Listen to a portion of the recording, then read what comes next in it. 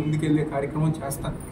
ఒక కక్ష సాధింపు రెడ్ బుక్ రాజ్యాంగం ఎవరైతే వైఎస్ఆర్ కాంగ్రెస్ పార్టీ తరఫున బలంగా ఉంటున్నారో, ఎవరైతే ప్రజల తరఫున పోరాటం చేస్తున్నారో, మరీ ముఖ్యంగా జోగి రమేష్ గారు ఒక బీసీ నాయకుడిగా, రాష్ట్ర వ్యాప్తంగా బీసీ నాయకుడిగా, బీసీ సామాజిక వర్గంలో ప్రతి ఒక్కరి గారు అండగా ఉంటుంటే చూసి తట్టుకోలేక ఈరోజు చంద్రబాబు, నారా లోకేష్ డైరెక్షన్ లోనే ఈరోజు జోగి రమేష్ గారిని అన్యాయంగా అరెస్ట్ చేయడం జరిగింది.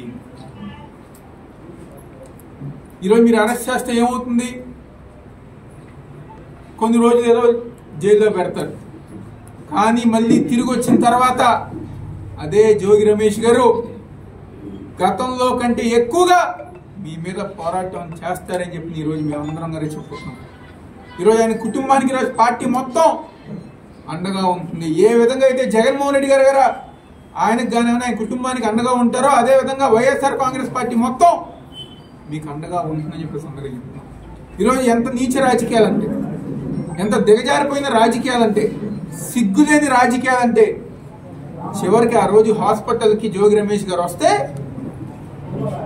ఆయన సతీమణి గారు కానివ్వండి, ఆయన ఇద్దరు అబ్బాయిలు కానివ్వండి, ఆయన కూతురు కానివ్వండి, వాళ్ళు వెళ్ళి ఆయన కలుసుకోవటానికి వెళ్తే కలుసుకున్నందుకు దగ్గర తప్పుడు కేసు పెట్టారు. ఇంట్లో మహిళల మీద తప్పుడు కేసులు పెట్టే దిగజారిపోయిన రాజకీయాలు ఈరోజు కూటమి ప్రభుత్వం చంద్రబాబు నాయుడు ఒక ఆధ్వర్యంలో జరుగుతున్నాయని చెప్పిన సందర్భం. గతంలో ఆంధ్రప్రదేశ్లో ఎప్పుడు అలాంటి రాజకీయాలు జరగల. ఏ రోజు గారు మహిళల మీద తప్పుడు కేసులు పెట్టల. సిగ్గు లేకుండా ఈరోజు ఒక మహిళ మీద కేసు పెట్టారు. జోగి రమేష్ గారి సతీమణి కన్నీలే ఈరోజు కూటమి ప్రభుత్వం రాబోయే రోజుల్లో డిపాజిట్ కోల్పోతుందని ఈరోజు సందర్భంగా చెప్పారు.